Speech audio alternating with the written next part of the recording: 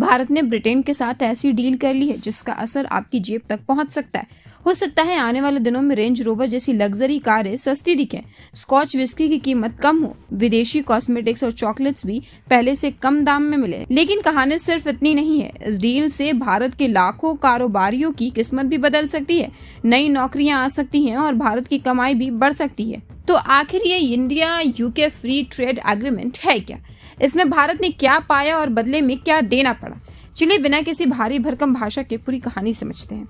देखिए, मान लीजिए आपके गांव में दो बड़े व्यापारी हैं। दोनों एक दूसरे से सामान खरीदते भी हैं और बेचते भी हैं, लेकिन हर बार सरकार इतना टैक्स लगा देती है कि दोनों का मुनाफा कम हो जाता है।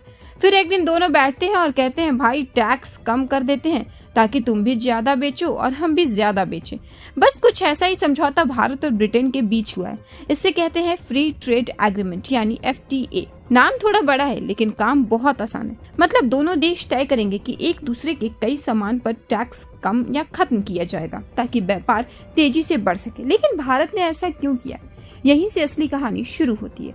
देखिए, ब्रिटेन एक बहुत बड़ा बाजार है। वहाँ भारतीय कपड़ों की मांग है, भारतीय ज्वेलरी की मांग है, चमड़े के सामान, इंजीनियरिंग प्रोडक्ट, समुद्री उत्पाद, यहाँ तक कि मसालों की भी अच्छी मांग है। पहले इन सामानों पर टैक्स लगता था जिससे भारतीय सामान महंगा हो जाता था। अब इस समझौते के बाद भारत से ब्रिटेन जाने वाले लगभग 99% सामान पर ड्यूटी नहीं लगेगी। यानी भारतीय कंपनियां अब पहले से ज्यादा आसानी से अपना सामान ब्रिटेन बेच सकेंगी और जहां ऑर्डर बढ़ेंगे वहां फैक्ट्री भी चलेगी और जहां फैक्ट्री चलेगी वहां रोजगार भी बढ़ेगा। लेकिन आप सोच रहे होंगे, भाई हमें इससे क्या मिलेगा? मिलेगा, और जरूर मिलेगा, क्योंकि भारत ने भी ब्रिटेन के कुछ सामान पर टैक्स कम करने का फैसला किया है। यानी Scotch whisky, premium cars, luxury cosmetics, chocolates और कुछ दूसरे ब्रिटिश प्रोडक्ट आने वाले समय में पहले से सस्ते हो सकते हैं। लेकिन एक बात ध्यान रखिए, कल सुबह उठते ही रेंज रोवर आधी कीमत में नहीं मिलने वाली, क्योंकि कई प्रोडक्ट्स पर टैक्स धीरे धीरे कम होगा।